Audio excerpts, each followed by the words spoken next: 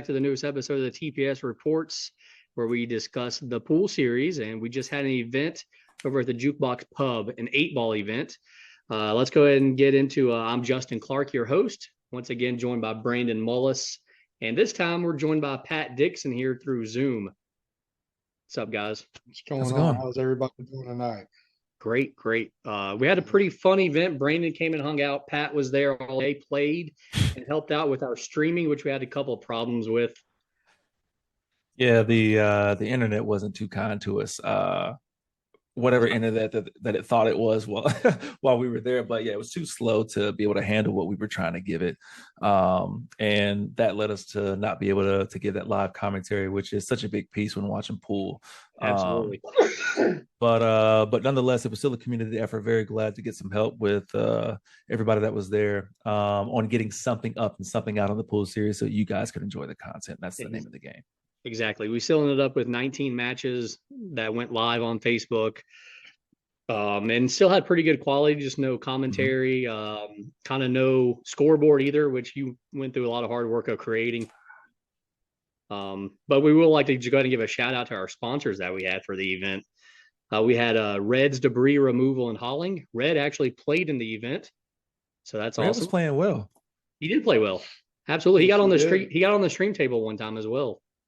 Played against Youngin, I do believe. We also had Paul Harrison Custom Cues. We had Carolina's BCA, Tanner Valuation Group, which is Jimmy Tanner, who also played in the event. He made it pretty far as well, I believe. I don't know exactly where he finished up, but I know he was there for a while. So he was between 13th and 16th. There you go, 13th and 16th. Nice. Yeah. Jimmy's a very good player. We also had Shaw's Auto Works, which is Kevin Shaw, if y'all know him.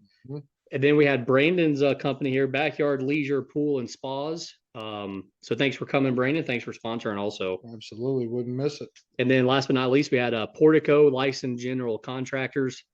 And those were our sponsors. We appreciate it, guys. Thank you so much. You're very welcome. Look forward to the next event for sure. Absolutely. It's going to be in less than a month. And we'll talk about that here a little bit later on in the show here.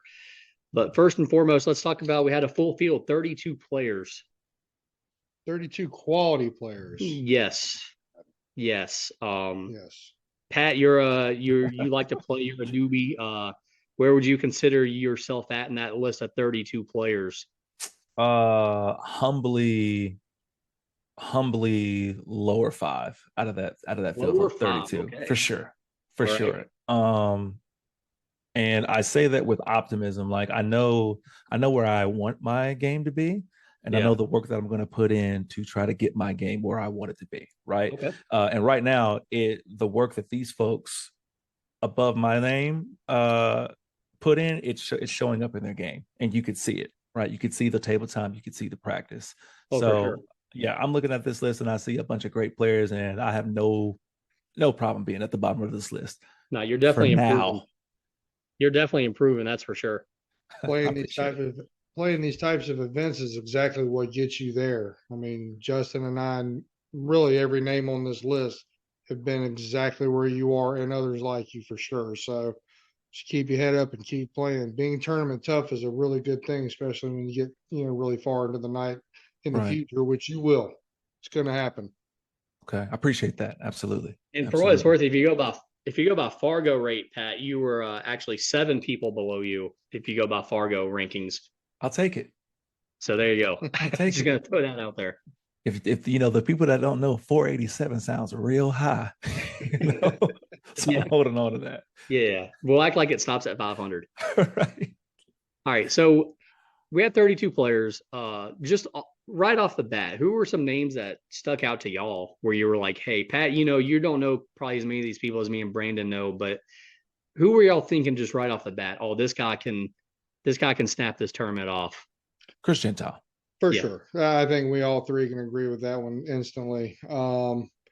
Always consider Renal, super tough player. For sure. And Jeff Pate, of course.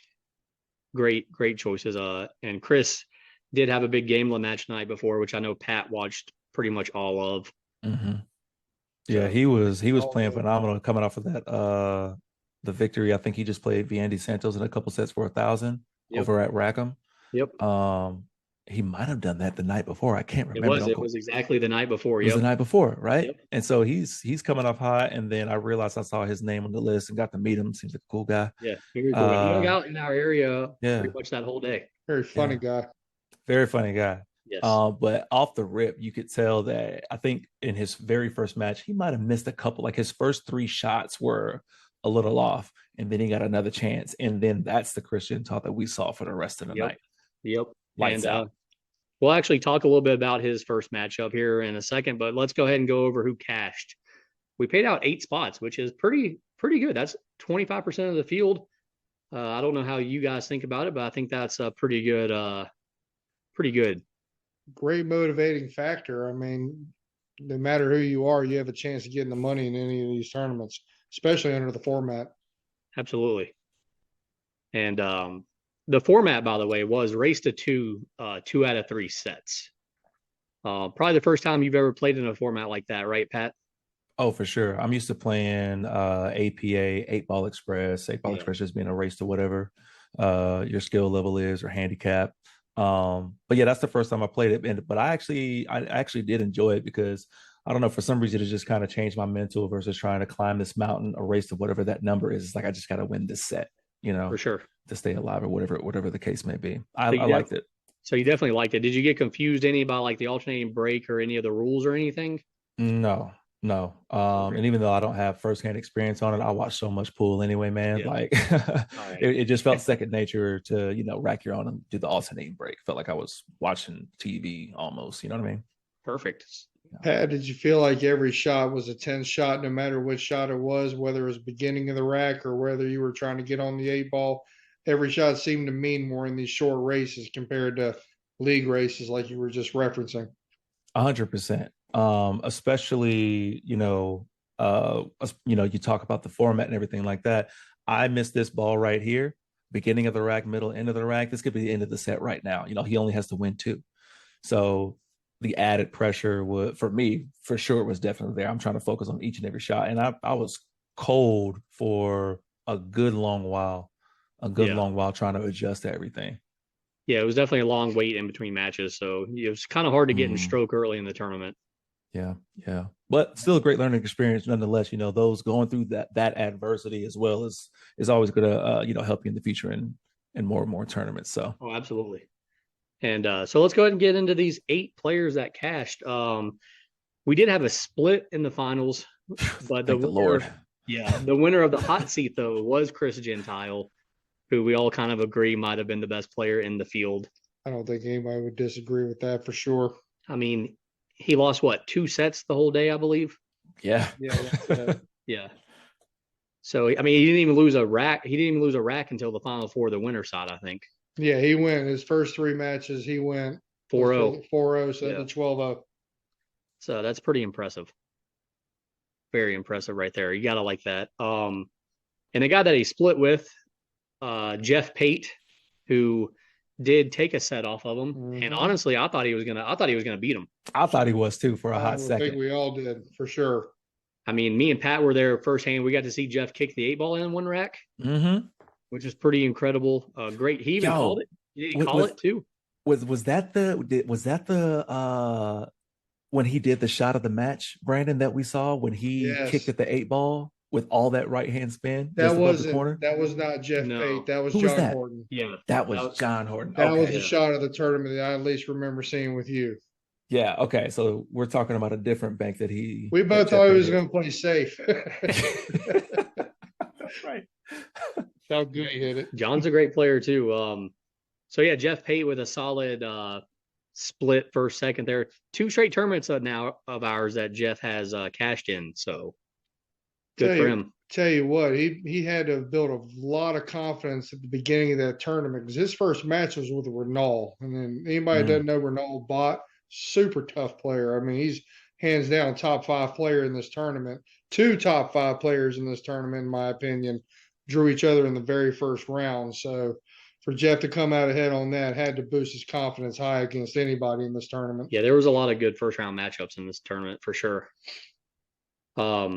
So third place was Jeff Howell, who probably neither one of you guys. I know Brandon said he didn't know him. Pat, you don't know Jeff Howell. I didn't.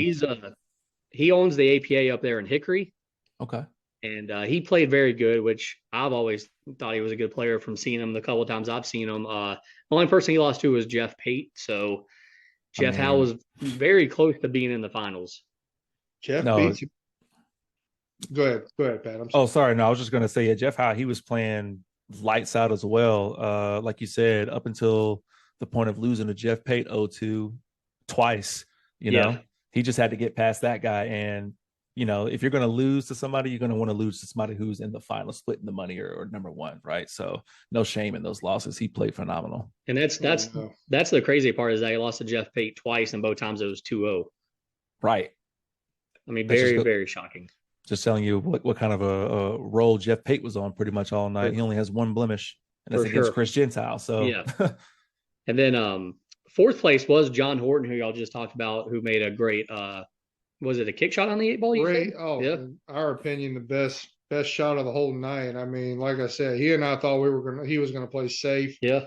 And he lined up and he shot it like it was ball in hand. and remember, that shot was like the third time in a row he shot at that, because he kept having to play like the same kick shot because he kept getting defensed. Oh wow. Exactly right. Yes. So we were talking about his confidence to shoot that anyway, even though on that same shot before he just gave his opponent ball in hand.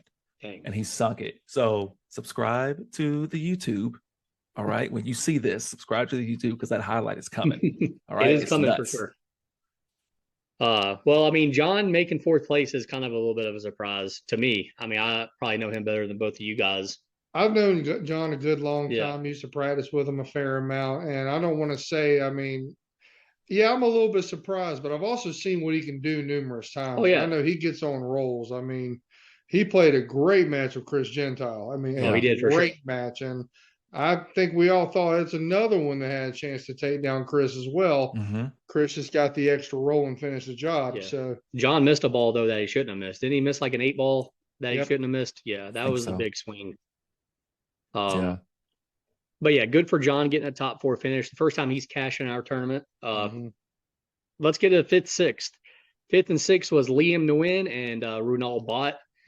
Two solid players in our area. I will say Liam, super underrated. Nobody talks about him. The dude is, I think, a great player, just doesn't get out much. And maybe these tournaments are what finally gets him out. And then Runal loses his first round, comes all the way back, gets fifth, sixth. And the only reason he did play Jeff Pate in the first round. And, you know, to me, that's a toss-up of a match. Absolutely. But I think Runal lost because he showed up like right as the tournament was starting, did not warm up, wasn't in stroke. He does that all the time. I feel like, you know, if he could just start showing up a little early and getting a couple of games of practice. Pat, that kind of was your problem your first match as well. You didn't really get too much practice in, correct? Oh, yeah. I mean, you know, I want to help out with the stream first and foremost and make sure that, everybody can be edified and not just kind of, taking my own time. But no, you're exactly right. A bunch of stuff going on. Everybody's practicing, so then the tables are full up. So, yeah, it was definitely difficult to try to get in stroke as the tournament is beginning. But to your point, once Runal caught his stroke, he caught fire. He was winning games decisively all the way through up until running into John Horton again. Oh, absolutely. So, I mean, I think out of every player in this tournament, when they're on their A game, I think it's Chris Gentile and Runal as the top two. I would agree completely on that. I've seen what Runal can do numerous times, and he was extremely motivated after that loss to Jeff. So no surprise to see him run through a field. I mean, like I said, it got late, and he lost to a hot John Horton. What can we say? It happens to everybody. Yeah. Let's get into the 7th, 8th place finishers now. Viandy Santos. I guess we're not really too surprised with that. No. It's actually his third cash in our events now, which ties him for the most. He's now cashed in 3 out of 6. Wow. Ties him with BJ with the most. Consistency is what tournament play is all about. Absolutely. And I feel like Vandy's been playing. I feel like I've been seeing him a lot more lately, where sometimes I might hear of him at a tournament, or I might walk in a rack or something like that on a Saturday or Friday, and maybe he's there. I feel like lately, the past month or so, I've been seeing his name a lot more. The sets that he does at Rackham announced, for $1,000 or whatever it might be. And it feels like his game was showing up a little bit here as well. He just kind of ran into a hot Jeff Pate and then a hot Runal Bot as well to kind of send him out of the tournament. Yeah. So we had Vandy at 7th and 8th, and then the other 7th, 8th place finisher. I'm just going to go ahead and say the biggest shocker out of all the 8 people that cashed. No question. Shane Adkins. Joey Bags. Joey Bags, that's his rapper name. Joey Bags beat me that night. he was one of your. That was a great match. I got a chance to actually walk over and watch a lot of that match, and you played very well. I know it wasn't the result you wanted, but Shane was on a mission since his first match. So, kudos to both of you. Appreciate for sure. I mean, yeah. In the weird way that the tournament worked out with somebody forfeiting, if you had beaten Shane, you would have been like only needing to win like 2 more to be in the money. So, but no, yeah, it was that right there was it was a fun match against Shane. I had opportunities, but he did a much better job of taking advantage of his opportunities and closing racks. So I look forward to playing him again one day. He's a good shot for sure. Yeah, I mean, that's definitely a good matchup between you two. So that was the 8 people that cashed. Is there anybody that else was in the tournament that you thought would be there that wasn't? Was there anybody where you thought would be in the top 8? I mean, there's a few off the top of my head. There's like Antonio Belton, Youngin. Mm-hmm. There's also Jacob Brooks. Exactly the 2 I was going to say. Also, I'm going to throw out Chris Brower. Yeah. Yeah. I thought maybe those 3 guys would have a chance to be up there, but surprisingly, none of them got there. None of them got to the end. I guess Youngin was 1 round away from being in the money. Yes. Yeah. He was just outside of the money. Yep. He lost to Liam, right, to get into the money. That is exactly right. He lost to Liam 0-2. Yep. Yeah. I also think you have maybe Red. I mean, I'm going to throw Red in there also as somebody that I thought could have cashed as well. So that's a good thing. I mean, we got 8 people that cashed, and we just named, we can name probably 7 other people. So, and that's not even including, there were a lot of other good players in this tournament as well, which is super fun. I mean, 32-man tournaments, a format like this, literally anybody can make it to the cash. Absolutely. That was proven here, and it's actually been proven in your other tournaments as well. Absolutely. So y'all want to dive into a little bit of these matches here and kind of go one by one and kind of see what we think here? For sure. Absolutely. All right. I'm just going to go ahead and name off all the first round matchups that we had on the stream. These are just the stream matches. I didn't really pay much attention to the ones not on the stream. So I'm sorry if I miss any good matches, but we had Jeff Howell and Jacob Brooks. Yeah, here's Pat. We had Jeff Howell and Jacob Brooks played first. Jeff won 2-1. I think that's a pretty good starting matchup right there. For sure. That was a good introduction to, I was sorry about that, Brandon. No, go right ahead. I was going to say, I think that was a good introduction of Jacob Howell. Never meeting him before, seeing his game anywhere, to see how he plays and how methodical he can be was nice. He's got a very nice game. Very solid game. He doesn't really have any true weaknesses in his game. Moves the cue ball well, plays smart shots when it's time. He just, players like him, they usually fall victim to the roles. And Jacob's another great player as well for people that don't know him. That's just part of this game. Sometimes you just fall victim to your own roles or to your opponent's roles. And where did you say Jacob Brooks finished in the tournament? 13 through 16? I've got Jacob Brooks at... Or did he finish 9 through 12 also? Because he was there for a long time as well. Jacob Brooks is 9 through 12. 9 through 12. Yeah. His first match, he lost to Jeff Howell, right? Yeah, so he almost battled back through. And he lost to Andy. He lost to Andy, yep. That's a strong run. Jacob's not a quitter, that's for sure. Both of his losses were 3 sets. He didn't get swept at all. So that's one thing he can take with him from this tournament. Yeah, and I do like that Jeff and Jacob started us off with a 3-set match so people could kind of see how the format worked and see that it's, literally just a toss-up, really. I mean, anybody can win. So that was one roll here and there. That's all it takes. That's it. So great first match there. And then next we come out with possibly the best match of the first round, Jeff Pate versus Runal. 2 huge hitters. Yeah, and surprisingly, I mean, I say surprisingly, I'm not surprised either guy would have won, but I was surprised that Jeff won 2-0. That was definitely shocking to see. I mean, but it's like you start off in the beginning. If you come into a tournament and you're cold as ice, and then you get thrown up against a player who's really in the same category as you for the most part. Oh yeah. But they've been practicing. They're in stroke. These were fast tables, and they also roll well. And if you are not, well versed on it, it can come back and bite you. And I think that's what happened. For sure. I mean, Jeff got to practice a little bit before he even showed up to the tournament, so he came in the building already warmed up.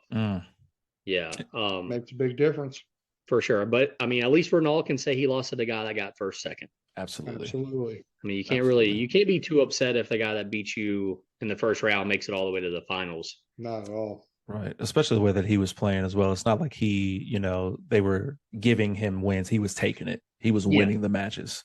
Oh, for sure. Yeah, he made some great shots throughout this whole tournament. The third match that we had in the first round was Youngin versus Red. I think a solid matchup. I think that's an even matchup. I think that's a toss-up. I think that's a match where both players could have been in the money if you asked me at the beginning of the day. Neither one of them made it there. But another surprise, I think Youngin winning 2-0, and a surprise in the fact that it didn't go to a third set. But thoughts on that match? Yeah, I mean, I've seen Youngin practice with him numerous times, still play with him a lot. I have seen him get on runs to where he can make really good players look average. And sometimes that happens. He's a very smart player, very headsy player, and usually not going to make a lot of silly mistakes. So, I mean, yeah, I'm a little surprised that he did sweep it, but at the same time, I've seen him do things like this numerous times. For sure. Yeah. Yeah. I think all night he was not really his full self on the pool table. Where, to Brandon, your point, when Younger gets on a tear, he's a very hard person to stop. Yes, because you really just have to hope that he misses, and it's really rare that he does, to your point. But you could tell, like, even through his wins, on paper decisive against Red, but there were moments where he would struggle where normally you don't see that from him. And then, he carries that over to a player like Vandy, and he loses 1-2. An underrated and informed Liam Wynn loses 0-2. Matches that might go Youngin's way more often than not, Yeah, I mean, I think both matches that Youngin lost, he ended up losing to Liam as well. I think I think both of those are just toss-ups, right. Oh, for sure. I mean, I don't think, and even most of Youngin's wins, I think, were kind of toss-ups. I think he kind of had a tough draw, really, throughout this whole tournament. But let's go ahead and get into another first-round matchup. This one was probably not as big name-wise. You had Nate Frank versus Robert Ashe. Nate wins 2-0. Another match I thought that would have been closer, but agreed. Also a match where I love to see both players play, because they're not really two guys that you think, hey, they're going to play in an open event with no handicap, but yet here they were. So I definitely appreciate them playing. And it was fun having them around too. They're both great guys. Absolutely. Nate's one of the nicest guys I've ever met, and his game has really, really come up in the last year or so that I've had a chance to get to know him. Oh, for sure. So he practices a lot, and I would have favored Robert in that match, but only slightly. And like I said, takes one roll here and there to change the course of the entire match. Absolutely. And then to your point, I've seen Nate play in some tournaments in the past, and what I saw then to what I'm looking at now in these, in these videos here on our Facebook page, night and day difference. I mean, he's getting position, playing with good pace, minding his P's and Q's on the pool table. So he's definitely come a long way. It's nice to see. Yeah, he's definitely playing very good. He played on my APA team for a long time. He's also my friend, so I like seeing him do well. All right, so one of the last matches of the first round of the stream table, we had Ricky Carcamo versus Sean Petty. Another kind of like Nate and Robert, two guys that, we kind of appreciate playing, but that don't normally play in open tournaments, really. Sean pulls out the 2-0 victory. I'm not sure how we feel about that. Pat, you've probably never even seen both these guys play, right? No, I have not. Yeah. I've known Sean Petty for a long time. I know Ricky somewhat. I have played him before in a couple of tournaments.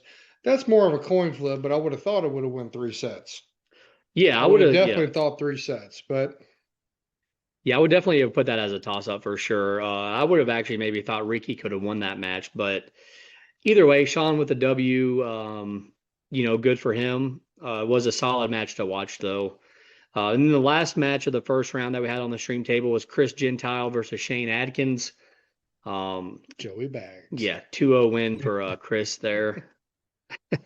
Any thoughts on that match? I mean, not really. I mean, I give credit to Shane for staying strong in the rest of the tournament. I mean, I think Shane knew what he was up against, or maybe he didn't, but Chris just proven that he's Chris. And when you play that strong, it's hard to be beat. Absolutely.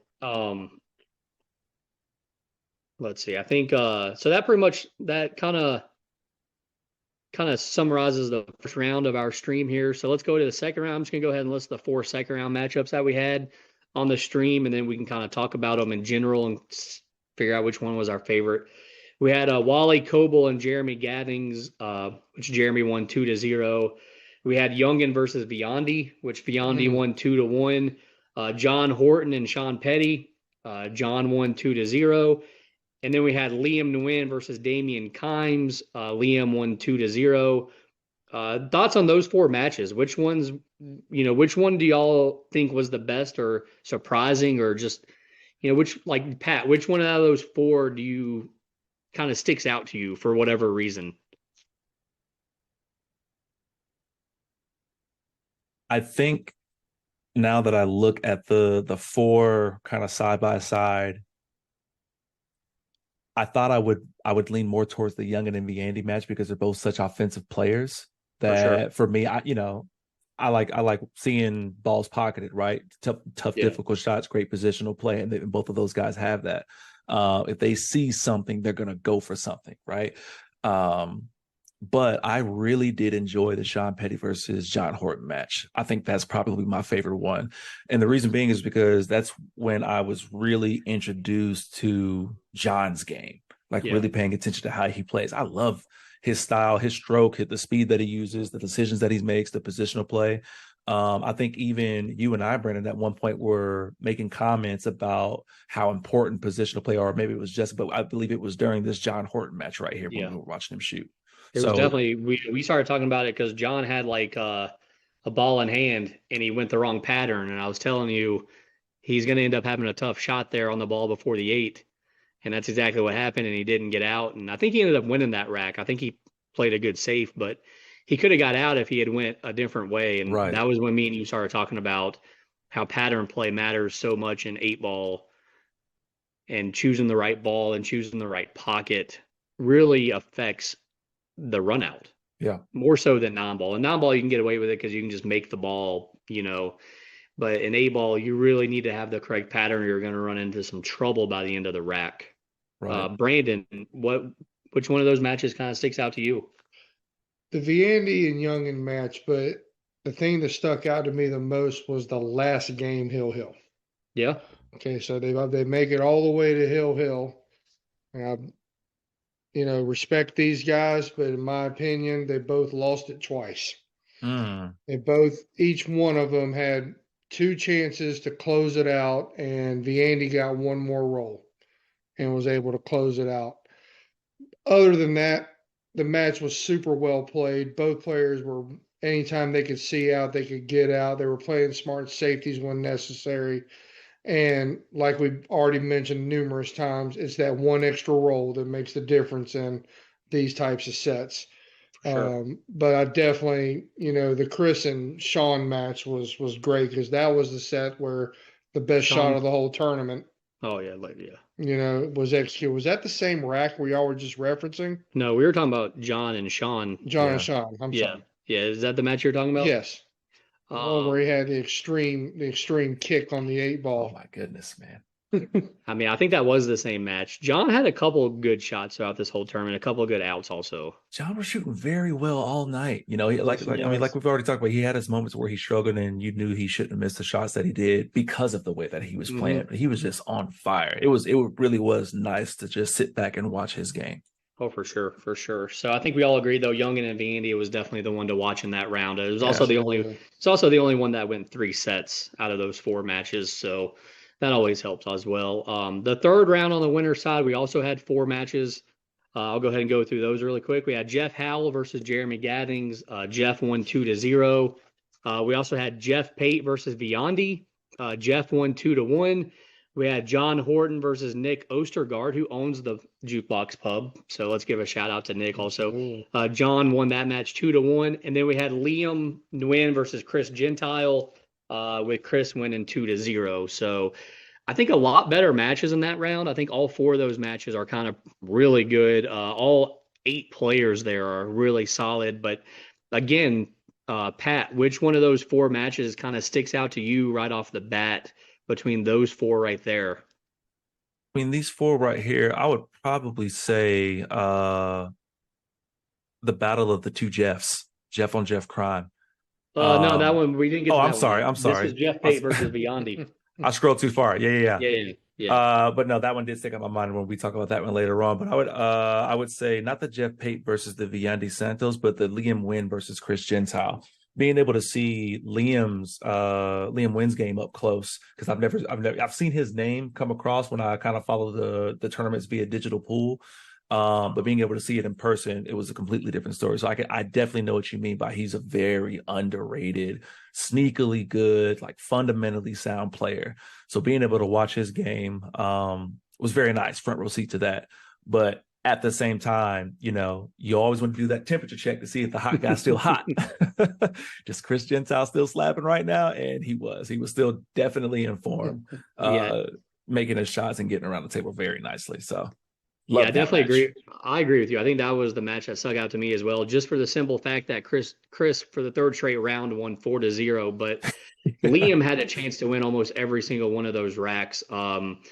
Chris draw broke a few times, and Liam had the runouts, would just either miss a ball or hook himself late in the rack. So I think that kind of stuck out to me in the simple fact that it was, Chris didn't make no mistakes when he got to the table, whereas Liam did, and that was the difference between 4-0 and a possibly 3rd set, a Hill match. Brandon, which one of those 4 kind of? Believe it or not, my favorite match of those was a John Horton and Nick Ostergaard match. Yeah. I love that match because this is no slight on Nick. Nick's a good player, but we all know we were going to favor John in that match. Mm-hmm. And Nick did a great job getting that to 3 sets, played some smart pool. Until about the end, where he started getting a little bit of a gunslinger mentality, started taking long, wild shots that weren't high percentage, and he ended up leaving John out the one last time that ended up sealing the deal. However, Nick still played a great match. Absolutely. For the situation he was in. So shout out to Nick. I know he lost, but still shout out to him. Yeah, notably for that match as well, that match went pretty long. I'm looking at a little over an hour. Yeah, that was one of our longer matches. Say again? That was one of the longer matches of the day, yeah. Oh, yeah, absolutely it was. So I wonder if at that point of the night as well was fatigue setting in for Nick. I think all 3 sets went Hill. I think they played the max number of games. They played 9 games. Wow. Yeah. Wow. Which we don't have the score of each set up on digital pool, but I do believe that one was Hill every set. Wow. So yeah, that was a great round. All 4 matches really were good. I mean, honestly, absolutely. Let's go to the Final 4 winner side now. Obviously, only 2 matches Final 4 winner side. You had Jeff Howell versus Jeff Pate. This is the one that Pat just mentioned. Jeff Pate winning 2-0, which we already mentioned. And then the other Final 4 winner side was Chris Gentile and John Horton, with Chris getting a 2-1 win. 2 great matches. So I don't really know which one was y'all's favorite. I mean, me personally, I'm probably leaning towards Chris and John, just for the simple fact I think John could have won. He missed an 8-ball to not win the match, but to get on the hill in the 2nd set, and I think really put pressure on Chris, and instead he missed it. And after that, it just never really seemed like it was the same match. Like, it seemed like it was kind of 2 different matches. The first part John kind of dominated, and then the last part Chris kind of dominated, really. So, but which one did y'all find more entertaining? That one. Yeah. I was going to say, give me a coin and let me flip, because I loved them both. But if you have to get an exact answer out of me, it was Chris and John, because, I mean, Chris hadn't lost a game the entire night until this set, and then he was in a big hole, and then he found a way to dig himself out, with John playing really, really strong, and he played strong in every rack. It's just, Chris got the extra roll. Mm-hmm. I mean, Chris came with it there in the last set to win that match. But Jeff on Jeff definitely gets a huge honorable mention because that was a great set. But I mean, absolutely. Yeah, Jeff on Jeff Crown was definitely a great match. And then that John Horton, that right there was probably the first moment where I felt like Chris might lose. Yeah. Yes. I mean, I even made the comment to you, Pat, during that match. I said, if John wins, this is definitely the shocker of the tournament here. Absolutely. And also, it proves that this format, again, this format with the 3 short races, sets, anybody can really win. Everybody always has a chance to win. Because I think if they play a longer set, just one long set, no offense to John, but I feel like Chris pulls away and wins like a race to 9, kind of with no really big pressure there at the end. I don't think Chris would disagree with you either. Well, Chris is going to say that he beats everybody in this tournament probably 9-0 in a race to 9. Then I'll disagree for him. Yeah, let's just go ahead and throw that out there. So yeah, the Final Four winner side are definitely, so far, out of all every match that we've named, to me, those are the 2 that I think you should definitely watch if you're going to watch any of our videos. Sure. Next up, we jump over to the loser side for a quick little match on the loser side here to give the winners a little bit of chance to catch their breath. And we had Liam Nguyen versus Shane Adkins. I should have been there. Yeah, you could have been there. You could have been there. But you will be there. You will be there one day. Yes, you will be there. So Liam pulls out the 2-0 win here in this match. I think it was good to see Shane last that long, but Liam kind of showed that he's a little better player in this match. One thing I loved about the whole night with Shane is just showing his toughness. I mean, it's almost like he made every match personal because he wanted to win that bad. He threw everything he had at every match. And Justin, you are right. Liam's definitely a little bit stronger, but shout out to Shane on the heart he showed all night long. Yeah, I couldn't agree more. Even when I was playing Shane, definitely was on a mission. He was focused on the table, making shots at that. And then, like you say, taking advantage of opportunities all night. He just came up against, at that time, the better man. That's all. For sure. And Pat, the other tournament that you came to and commentated with me at Smoke and Q a few months ago, Shane played. The only other time he played in one of our events. And in that tournament, he played BJ Ussery first round. Then second round, he played, a player on his own level. And then third round, he played Jesus Atencio. Oh, my God. And then Shane comes out here, first round, plays Chris Gentile. So the dude very easily could have just rolled over and been like, you know what, screw these tournaments. Instead, he hung out, he stayed, he, fought all the way through to finish 7th, 8th. Yeah. I mean, him so much for this. What more could you expect out of a player like him, man? The guy's got heart, he's got grit. He's not going to back down from anybody. He wants to shoot. Absolutely, 100%. So the next match we had on the stream table was the hot seat match. And I'm just going to go ahead and say what I think, honestly, was probably the match of the tournament. Chris Gentile versus Jeff Pate. Chris pulling out a 2-1 win, but Jeff really giving it his all. I mean, I think they both left everything they had on that table. After this match, it's no wonder why they decided to split the finals when it came back to them. But what's y'all's thoughts on this match? I feel like Jeff, for a second, I thought Jeff was going to pull it out. Just didn't quite have enough. Chris really made no mistakes in that match, really. No, he played as well as we all know he can play. I mean, and the thing I notice about him is he's fearless. He just goes after every shot with everything he's got. That he seldom overrolls balls, underrolls balls. He plays good safeties when it's time, and he did in that set. I mean, he showed everything he had, and that's why he took the hot seat. For sure. Pat, what's your thoughts on that match, man? 100%. That was the second instance where I thought that if there's anybody that's going to be able to knock Chris Gentile off of this hot streak, it would be Jeff Pate right here, right now.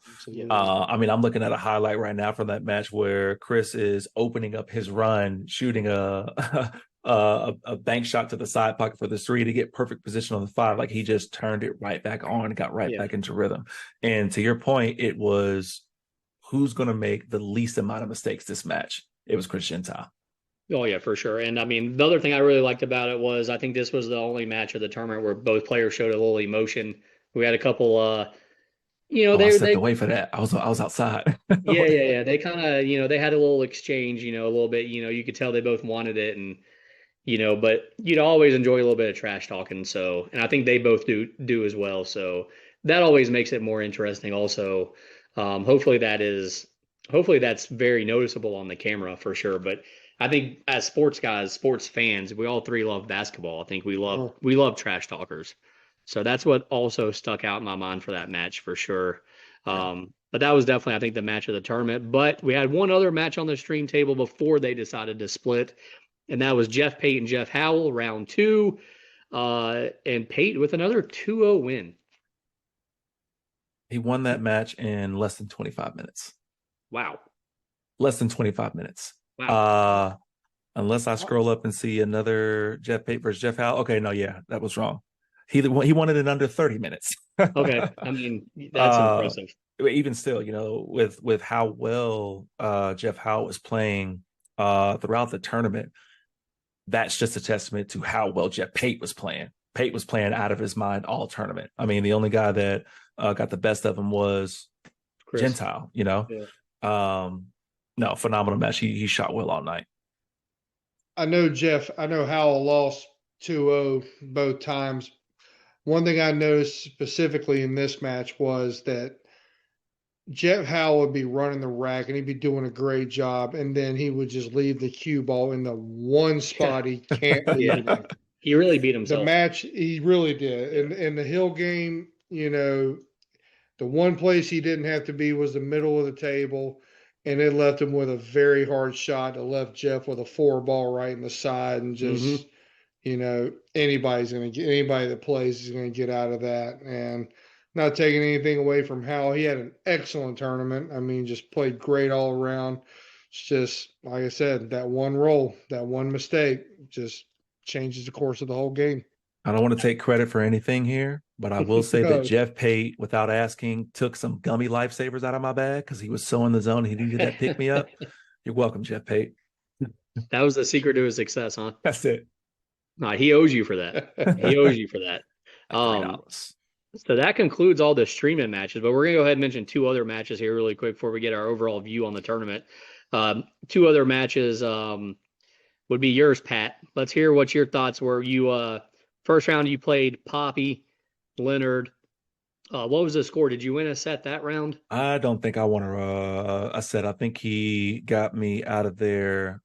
Yeah, he won both sets. He OT'd me for sure. And then you lost to Shane on the loser side. Did you win a set in that match? I did win a set there, so we went to the hill. I think we might have went down to the last rack as well. Don't quote me on that, but it was a much more competitive match against Shane.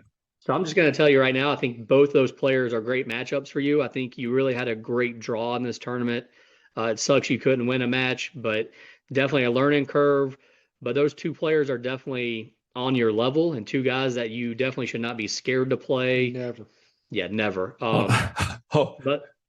I'll play anybody. I don't care who. I love it. Well, yeah, but you know what I'm saying. Money, but I'll play anybody. Yeah. But you know what I'm saying. Like, you should definitely you should go into both those matches feeling like you have a great chance to win. Yeah. And I definitely did. I definitely was confident in being able to win both of those matches respectfully. Of course, I definitely respect both of their games. But I would have felt a little bit different if I would have got like a Viandi Santos, a Youngin, Jeff Pate, my God, a Chris Gentile early on. I'm still going to try to, keep my inner pool player happy, feed him confidence, right? You know what I mean? But yeah, it ain't like playing with those guys. So, I mean, is there anything that stuck out in those 2 matches that you want to talk about? Like, is there any, like, did they make some great shots? Did you notice that you made like a key mistake that you want to, talk about, or just, what's your thoughts? Just give me like a quick little rundown of your matches here. Yeah, I think honestly, if I'm being real about it, I went in real nervous. I wanted to do well. I feel like, my name being on something, I want to see it at the top. So like I'm putting more pressure on myself. It's one of my first tournaments. I know the first one I played in with yours, I'm trying to play more in. I should be there on the 16th as well. Can't wait for it. But yeah, went in with a lot of nerves, didn't get a lot of warm-up time. I'm thinking about the Wi-Fi and everything else, not focusing on the game, But to your point, it was also a good learning experience to really figure out later on how to block all of that stuff out and just focus on the table. So I went in with all of that going up against Poppy, and Poppy played a solid game. I don't think he really found his stroke as well in some parts. I think we were both struggling kind of early, but he did more than I did and Poppy would take racks. Poppy was also a last-minute replacement as we had somebody drop out that morning. So he showed up not even knowing that he was going to play. Yeah. Yeah, shout out to Poppy for filling that spot. But no, he played well and he won the match for sure. Again, a good learning experience from that one. And then going up against Shane in the next round, started off cold, a little bit cold as well, but I was able to kind of get over there on the practice table with Runal and run some sets and actually start sinking some balls and getting comfortable on the diamonds. Nice. And so try to carry that over to Shane. It was a lot more competitive match. Really tried to focus on my fundamentals and not moving when I'm down, staying down on the shots. And it definitely helped because I was at least able to make that one a lot more competitive than that Poppy match, which is really what my goal was going into that one. I was like, all right, just be competitive. Oh, for sure. Focus on the shot, right? Good. But yeah, loved it, man. Loved playing in that tournament. It was great. I'm glad you liked it for sure. It was definitely, I was glad that you played. We look forward to you playing again. Obviously, we know you'll do better next time for sure.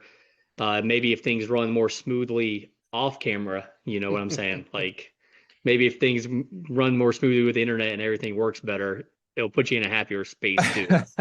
Off camera, on camera, side camera, time. I don't care. Yeah. I'm ready. All right. I'm coming more prepared.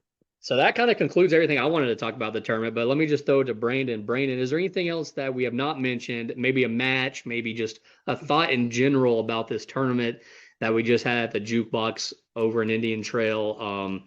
Is there just anything else that we have not mentioned? Like I said, a match, a player, just something, anything. Is there something else that you want to talk about? Not really. I want to just give a shout out to Jukebox for just being an awesome place to play. Absolutely. I love the tables. They play great. You know you're going to get a good quality game every time you're on there. Really good food. I would like to say I love how efficient the tournament ran on 3 tables.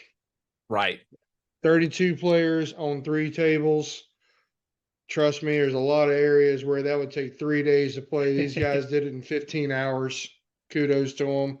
Give or take whatever time y'all got done. But yeah, it was 15 hours and some change. Yeah. Absolutely. So, no, love the field. The field was strong. Everybody, like you said in the beginning, everybody had a great chance to come in and win. Dude. The player we all thought would win did win, but he was challenged, especially closer to the end. So. Yeah, I will say Chris did go first in the auction. He did go first in the Calcutta, and he did win the tournament. So it seems like our tournaments, they're very good at picking the winner in the blind bid or the highest in the auction. So kudos to whoever bought them. Congrats. Pat, is there anything that we have not mentioned yet? Like I said, a match or a player or just something, from Saturday that you want to mention here? Yeah, I want to mention Damian Kimes. I want to mention Damian Kimes because he didn't see. I don't think he played on the TV table. He did play on the TV table. Did he play one time? Round against Liam. The first round against Liam? Yep. Okay. Liam won 2-0. I don't know what I expected. Actually, that was second round. I apologize. Second round, he lost to Liam Wynn on that table. Yeah, 0-2. Okay, but yeah, I mean, he won 2 matches, lost 2 matches. I think he won. He might have won one by forfeit. I can't see. It says 0-0, but he is a lot higher up in the field than I thought that he would be, which is a great surprise. I was actually able to catch one of his matches while eating some of them good wings from Jukebox. Somebody recommended the wings. I think it was the lady at the bar. Fantastic wings, good burgers too. But watching his match, he just never really got too frustrated about anything. Sometimes he would miss a ball, whatever. He's coming back to the table, same mindset, just keep knocking balls down. I think he played a really great match, and he ended up closer towards the middle, 13th to 16th. So shout out to him. Yeah, shout out to Damian for sure. He's been super excited to play, and just a great guy also. And it's great. I think he's like a 4 in APA, so that shows you that this format is perfect for anybody. If he's winning 2 rounds, that's incredible. I mean, I'm pretty sure he's a 4 in APA. Don't hold me to that. Maybe he's a 5 now. No, last I checked, he told me 4. This is there a few you go. months. He's a 4 on Friday night 8-ball because I had to play him not too long ago, and it was everything I could handle. So shout out to Damien on that, and he's putting in the work and the time. So Damien, you keep at it.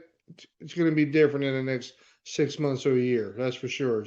That's right. And I mean, I don't, because I know Damien's going to watch or listen. So I feel like I just got to give a shout out, like, go ahead and scissor me, daddy. I'm just going to go ahead and give it a little shout out there. I've been saving these cuss words all stream for you to say that. That's not a cuss word. Not a cuss word. Huh? Oh, I know. Oh, I'm familiar. So, okay, moment of the tournament. What was it for you? Moment. Oh, moment. Man, I mean, if I had to talk about this tournament to somebody, I would first and foremost mention that the hot seat match between Jeff and Chris, and just be like, dude, their trash talking and their play just made that. You had to be in that building, I feel like, to understand how intense that match was. So that's my first thought when you say, what did you tell me about this tournament? That would be my first thing. Brandon, what about you? For me, and I know I've mentioned it 4 or 5 times, but I still awestruck it every time. John Horton, your kick on the 8-ball made the entire night for me and for Pat. And Viandy, I didn't see it. I need to go I need to go back and watch. But according to Pat, you had probably one of the better jump shots that anybody's had in the last 6 months. Viandy had a nasty jump combo into the side pocket that you got to go see. It was good. I will definitely go research that one. Who was he playing? Can't remember, but it was early on in the day. It was before John Horton made that one. It was probably first round. Okay. It was nice. No, it wasn't first round. I think it was second round against Youngin. Was it against you? I think so, yeah. We'll have to go back and rewatch. Oh, why is it, Brandon, why does he have all these notes? No. Why does he have all come prepared. Somebody's got to be prepared. Somebody's got to be in charge. But Pat, what's your we just gave our thought, our key moment or whatever. What's yours? Oh, the 8-ball.